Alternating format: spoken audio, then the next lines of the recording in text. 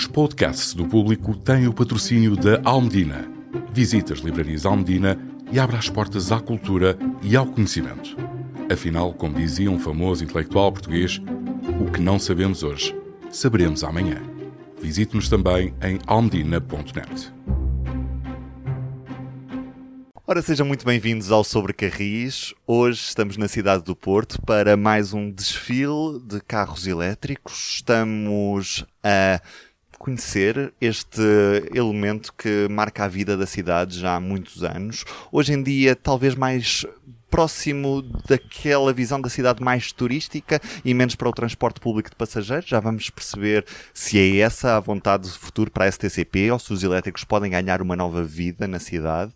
Mas para já, dar as boas-vindas, Diogo Ferreira Nunes, Olá, viva. viva. Carlos Olá, Cipriano, viva. E também a Presidente do Conselho de Administração da STCP, que hoje aqui nos recebe, Cristina Pimentel, viva, muito boa tarde. Obrigado. Olá, boa tarde. Muito obrigada pelo convite. E obrigado também a todos os que estão aqui neste elétrico para nos receber, para receber esta gravação ao vivo. Daqui a pouco vamos fazer este passeio neste elétrico histórico.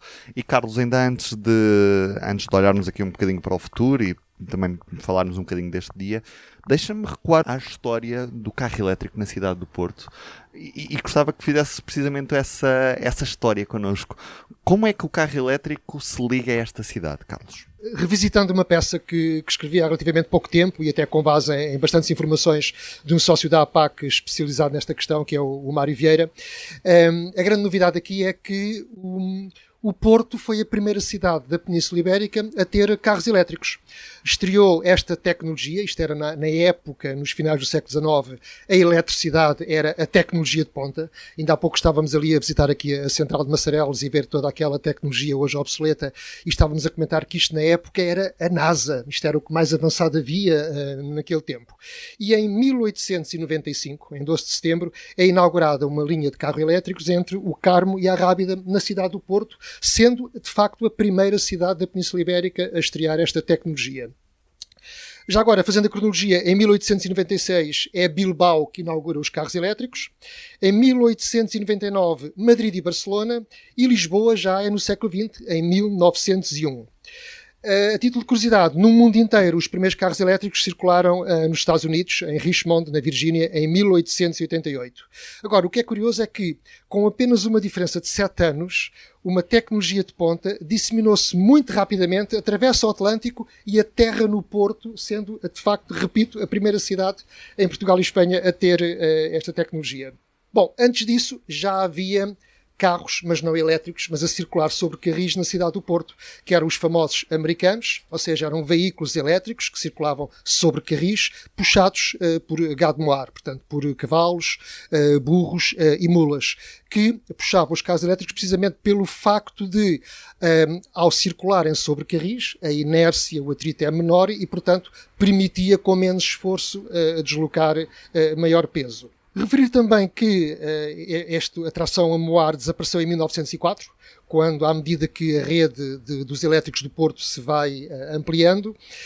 Como curiosidade, os pobres dos quadrúpedes que rebocavam os americanos duravam em média 4 a 5 anos e havia rampas em que, assim como hoje em dia há situações no caminho de ferro em que se dá tração dupla, ou seja, em que há duas locomotivas a puxar um conjunto de vagões ou de carruagens, na época havia rampas na cidade do Porto em que juntava-se mais uma ou duas parelhas de burros ou de mulas para poder vencer determinadas rampas.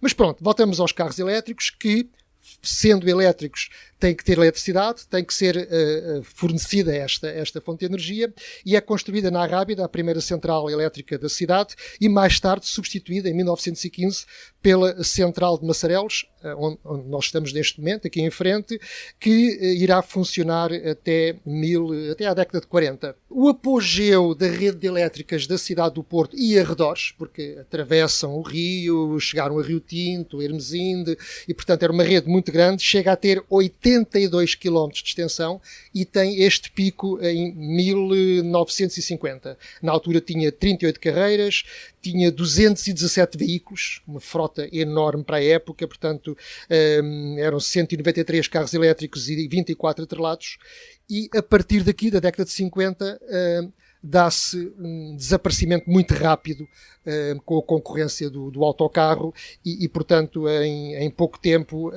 restava apenas já na década de 90 a linha entre o Infante e a Foz. Isso só funcionava das 9 às 19.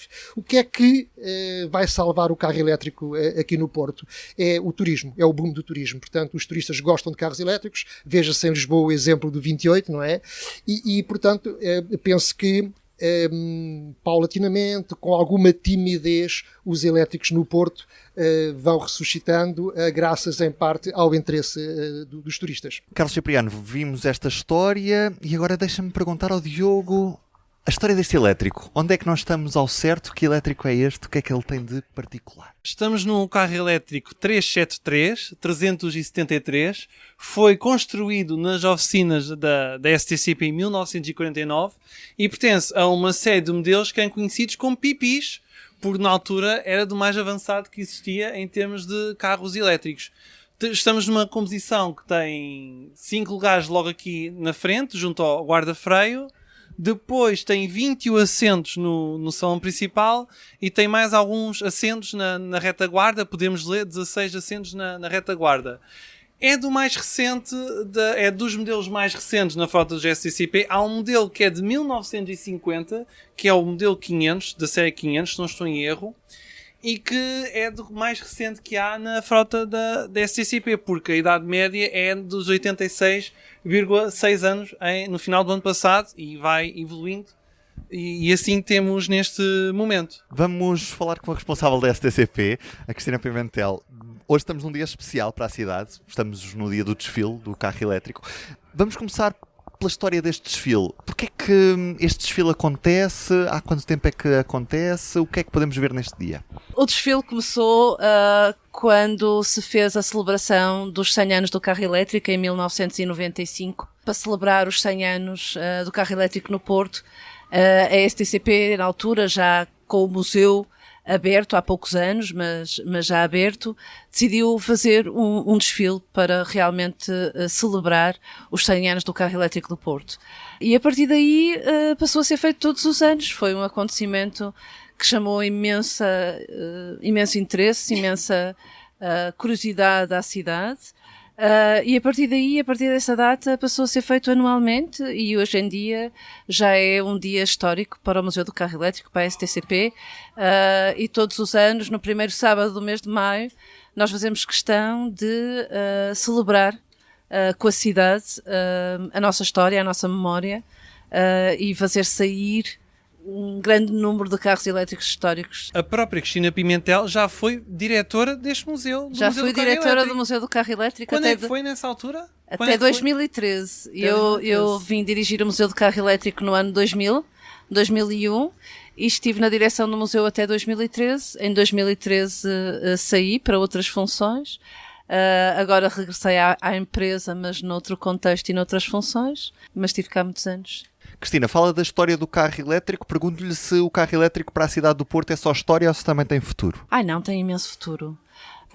Eu acho que o carro elétrico está para durar e tem imenso futuro. Se nós chegamos até aqui, fomos extremamente resilientes e conseguimos efetivamente manter toda esta operação e manter o Museu do Carro Elétrico como um ex-libris da cidade, acho que temos imenso futuro. Sobre esse ponto, gostaria de relembrar, não é relembrar, mas de mencionar que nós acabamos de celebrar um contrato de obrigações de serviço público só para o carro elétrico com a Câmara Municipal do Porto. Esse contrato terá a duração de 10 anos. Portanto, é um contrato que nos dá muitas garantias, muita robustez e algum investimento. O investimento que acabamos, de certa maneira, por priorizar neste contrato tem a ver com a recuperação do edifício de Massarelos, porque sem um edifício também não podemos, não teremos o futuro que almejamos e que queremos. O edifício de Massarelos, como disse o Carlos Cipriano, é de 1915, tem mais de 100 anos, nunca teve uma beneficiação profunda, a fundo, e precisa, e portanto será assim o grande investimento que no âmbito neste contrato vamos fazer, mas este contrato também pressupõe a criação de um grupo de trabalho para explorar e para estudar aquilo que será a expansão do carro elétrico na cidade do Porto nas próximas décadas. E qual é o lugar do carro elétrico no ecossistema que já tem o metropolitano, tem a rede de autocarros, vai ter o BRT não daqui a muitos meses, tem os outros meios de transporte? Qual é que vai ser o lugar do carro elétrico e do elétrico concretamente? E já agora, se está previsto fazer o que fez Lisboa com a Carris, com a compra de novos elétricos articulados? É como eu digo, este contrato prevê a criação deste grupo de trabalho que vai exatamente definir aquilo que será o futuro da rede de carros elétricos do Porto, que poderá passar pela sua extensão, que poderá passar pela utilização de veículos mais modernos, que convivam com a história e que convivam também com a nossa coleção de veículos históricos. E, portanto, e que consigam conviver com a componente turística, mas também prestando um serviço público de transporte, não é? Naquilo que podemos chamar light rail. O carro elétrico, sendo tão procurado e apreciado pelos turistas, é rentável por si próprio? Ou seja, a operação do carro elétrico é rentável ou é deficitária? Essa é uma pergunta. É uma boa questão. Rentável. É rentável. É. E ainda bem, porque também, como dizia, foi de certa maneira o turismo que salvou o carro elétrico, embora nós nunca tenhamos deixado de operar. E essa também acho que é um ponto que devemos aqui realçar, que foi a resiliência e a capacidade de nunca deixar o carro elétrico morrer na cidade do Porto. Nós nunca paramos. Tivemos períodos em que a nossa operação esteve muito limitada, mas nunca paramos. Na componente museológica, portanto, o museu foi uma tentativa inicial de manter a operação do carro elétrico sempre viva, e o museu conseguiu fazer esse trabalho muito bem feito, chamando escolas, chamando o público, chamando pessoas para a utilização do carro elétrico, e depois, obviamente, a partir de 2011, 2012, com o boom do turismo, o carro elétrico realmente aí ganhou uma importância, não é, muito relevante, porque podemos alavancar um conjunto quer de investimentos, quer de reforços de recursos humanos, e podemos efetivamente manter aqui uma operação cada vez mais musculada nesta matéria. É curioso que é mais fácil recuperar, ressuscitar o carro elétrico quando ele ainda está a funcionar, ainda que quase moribundo, do que numa cidade em que ele fecha de vez. Já agora recordo, ainda voltando um pouco à história, que a terceira cidade portuguesa, à época que teve carro elétrico, depois de Porto e Lisboa, foi a Lourenço Marques, atual Maputo, em Moçambique. Mas em Portugal, muita gente não sabe que Coimbra teve carros elétricos entre 1911 e 1980, mas deixou fechar todas as linhas, e a cidade de Braga teve carros elétricos entre 1914 e 1963. Só que em Coimbra e em Braga se deixou fechar a rede completamente. Aqui no Porto esteve quase a fechar, mas pelo facto de se ter sobrevivido, depois foi mais fácil. Como disse a Cristina muito bem, foi muito mais fácil depois agora recuperar e continuar a investir no carro elétrico. A linha 18 é a grande responsável por isso, porque quando a Baixa do Porto foi classificada como património da Unesco, subsistia a linha 18, que é a principal linha dos STCP neste momento. Cristina Pimentel, pode confirmar isto? A linha 18, sim, e a linha 1, esta linha onde nós estamos agora, eu diria que foram as duas que foram as grandes resistentes. Quando há a Capital Europeia da Cultura, 2001, e nessa altura foi muito interessante, exatamente porque o elétrico não morreu, ou seja, manteve-se aqui uma chama, manteve-se aqui uma capacidade, um know-how, uma capacidade de frota, de gente, mesmo o próprio museu aí tem um papel muitíssimo importante nesse aspecto. Quando se pensa a Capital Europeia da Cultura, pensa-se no plano de transportes e de mobilidade da Capital Europeia da Cultura, realmente voltar outra vez a levar o elétrico ao centro da cidade. voltar a levar o elétrico à baixa. E é aí que nasce a nossa linha 22 e que se recupera a linha 18, sendo que a linha 1 já tinha sido recuperada alguns anos antes, na altura da Cimeira Ibero-Americana e na altura da recuperação de toda a marginal, em que se previu exatamente, e acho que aí foi uma visão muito de futuro e uma visão muito interessante, em que se previu exatamente que o elétrico ficaria e que não se retiraria o elétrico da marginal e que não se retiraria o elétrico da Rua da Restauração e que se voltaria a trazer o elétrico ao centro da cidade com a linha 22. E portanto foi nessa altura que é feita exatamente este grande alavanque e esta grande alteração para não deixar o carro elétrico morrer, e devemos à Porto 2001 e a essa época o facto de termos a rede extensa que temos hoje. Percorremos 9 km na cidade do Porto. Mas vai aumentar muito em breve, porque a linha 22, que está suspensa desde o final de 2021 a 21, vai voltar muito em breve. Assim que terminar a obra da Metro do Porto, da construção da linha rosa, e assim que tiverem concluídos os trabalhos de reposição da superfície, nós retomaremos a nossa operação o mais breve possível. Estamos ansiosos que isso volte a acontecer. Para lá disso, já será o grupo de trabalho que vai definir isso. O retorno? Não. Uma maior ampliação da rede já vai depender do grupo de trabalho, em princípio. Sim, eu acho que este grupo de trabalho é exatamente criado para pensarmos uma nova fase do elétrico no Porto, ultrapassado que esteja este contrato, estes 10 anos, esta década. Como eu referi, em termos de grande investimento, vamos concentrar-nos fundamentalmente no edifício, porque nós temos os carros elétricos recuperados, temos o know-how, temos as pessoas, mas também precisamos muito recuperar o edifício para dar sustentabilidade a toda esta operação e continuidade a toda esta operação. E, portanto, a nossa decisão, quando tivemos a desenhar o novo contrato de obrigações de serviço público, a nossa decisão foi, não, vamos tentar, efetivamente, nesta fase da nossa existência, recuperar o património de Massarelas, recuperar o edifício. Obviamente, sem prejuízo de também termos contemplado a continuidade dos trabalhos de recuperação da nossa frota, que é extensa e temos ainda muitos elétricos históricos para recuperar, a manutenção da nossa frota e realmente tentarmos, de certa maneira, reforçarmos o serviço que temos existente.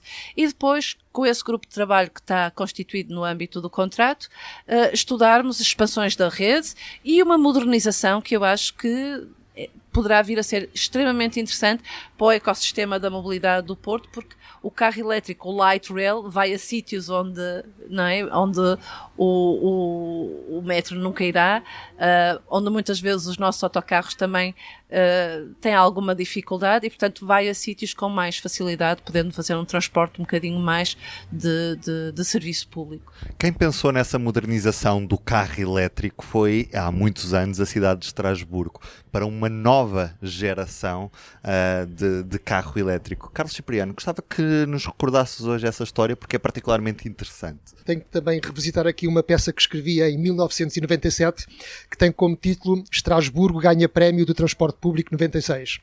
E é uma história muito interessante que eu na altura acompanhei de perto, porque não foi só em Portugal que o carro, muitas cidades abandonaram o carro elétrico, foi por toda a Europa, foi um movimento perfeitamente normal, depois com a concorrência dos autocarros, não é? Esta tecnologia que era de ponta nos finais do século XIX, os velhos elétricos um pouco por toda a Europa foram sendo descontinuados, como hoje se diz. E a primeira grande cidade europeia que vai recuperar o carro elétrico é precisamente Estrasburgo, nos finais da década de 90, com uma presidente de Câmara inovadora, Katrin Trautmann, que aposta na recuperação do carro elétrico e vence uma cidade que era na época muito conservadora e que não via com bons olhos que se voltasse a recuperar um modo de transporte que era do tempo dos seus avós. Não foi só recuperar o carro elétrico, ou seja, não foi só construir uma série de linhas, foi toda uma revolução que ela fez na mobilidade da cidade, em que teve inclusivamente que negociar com os comerciantes, com as pessoas da cidade que estavam contra este projeto e que exigiam, por exemplo, que fosse construído no centro de Estrasburgo um parque de estacionamento para 2.500 carros. E ela, com muita coragem, não só não cedeu a essa reivindicação, como ainda mandou fechar um parque de estacionamento subterrâneo que lá existia e mandou construir parques de estacionamento na periferia da cidade, precisamente nos terminais da rede de carros elétricos, em que as pessoas depois, estacionando o carro, podiam apanhar gratuitamente o carro elétrico. Bom, ela, durante 3 anos, a cidade de Estrasburgo viveu um caos, foi esventrada.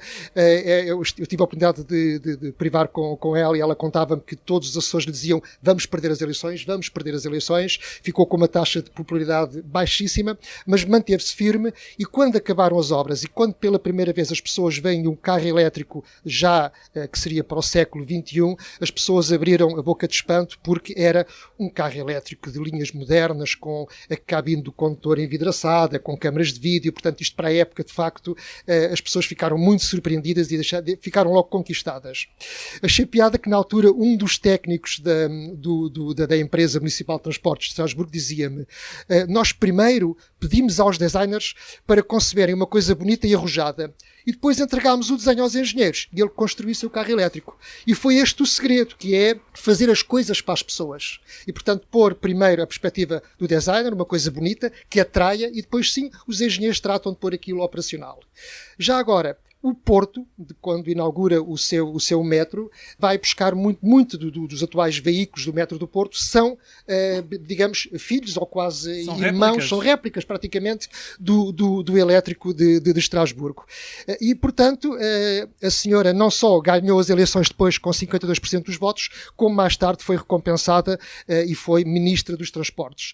Eu guardo dela uma frase muito interessante em que ela dizia que a democracia, ela dizia, os transportes são também uma maneira de viver a democracia. Eu nunca mais me esqueci desta frase, porque de facto a cidade ficou a ganhar muito com esta recuperação do carro elétrico. E tem-se notado na pré-campanha eleitoral para as eleições autárquicas, já se começa a falar dos temas de transportes e da mobilidade, e por exemplo aqui na cidade do Porto, na Câmara do Porto, que vai mudar de presidente forçosamente, porque o atual presidente atingiu o limite de mandatos, já se tem notado em várias entrevistas que o tema dos transportes tem vindo à baila. Há candidatos que até já sugeriram que uma das soluções são mais autocarros 2 andares para a STCP e restrições ao trânsito, entre outras medidas.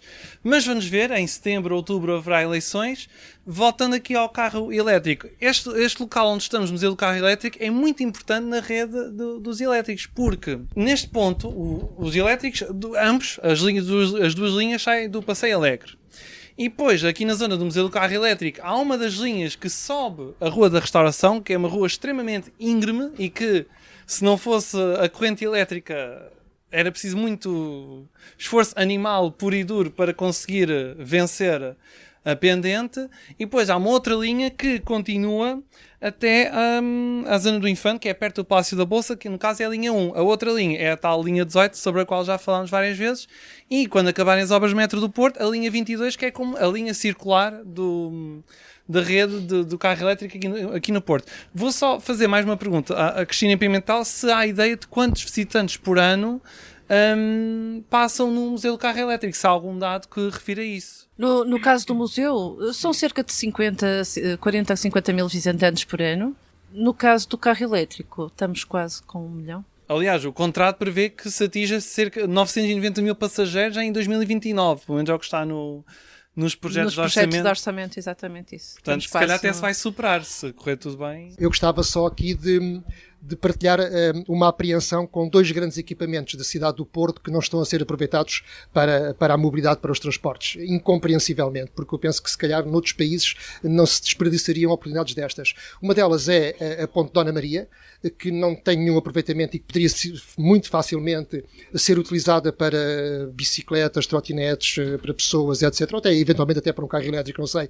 Mas quer dizer, é uma infraestrutura que está ali, que liga as 2 margens do Porto e de Gaia, e que não está a ser aproveitada. E a outra é o túnel da Alfândega, que através de um qualquer sistema, ou ferroviário, ou um carro elétrico, o que quer que fosse, poderia muito facilmente ligar a Baixa, ligar a Ribeira, a Campanhã, como mais nenhum outro meio de transporte atualmente, e aquele equipamento que foi construído nos finais do século XIX, que hoje custaria milhões e milhões de euros, está ali desaproveitado e com um investimento relativamente fraco para a dimensão da coisa, poderia ser bem aproveitado. E já que estou aqui em maré de apreensões ou de críticas, deixem-me agora sair do Porto e dizer que também considero preocupante que a cidade de Coimbra, que também tem esta memória que está a desaparecer do elétrico, tenha um museu do carro elétrico que está fechado há mais de 20 anos e que não se saiba aproveitar. Isto depois de ouvirmos a Presidente do STCP dizer o êxito que os carros elétricos têm no Porto, até para o próprio turismo. E é curioso que Coimbra não saiba aproveitar isso. E para terminar aqui o meu rol de críticas, deixem-me continuar não até Lisboa, mas sim até Sintra. Sintra, devido a um temporal, houve umas árvores que caíram e danificaram a rede de elétricos que vai de Sintra à Praia das Maçãs. Aquilo pertence ao município, pertence à Câmara de Sintra. Aquilo não foi recuperado, não há investimento, não há valorização do carro elétrico em Sintra, e eu creio que se o elétrico de Sintra estivesse no Porto, de certeza que não estava tão abandonado. E esta foi a gravação que fizemos aqui ao vivo do Sobre Carris. Dizer-vos que é um prazer ter-vos na nossa companhia. Estamos quase com 5 anos de episódios regulares, 2 episódios por mês, onde contamos histórias de Portugal e de lá fora, olhamos sempre para esta realidade sobre Carris. E agora vamos ao passeio do carro elétrico. Um abraço e até um próximo episódio. E boas viagens. Boas viagens. Muito obrigado. Para não perder os novos episódios, subscreva este podcast do Público na sua aplicação preferida. Para além deste programa, há mais para descobrir em público.pt/podcasts. O Público fica no ouvido.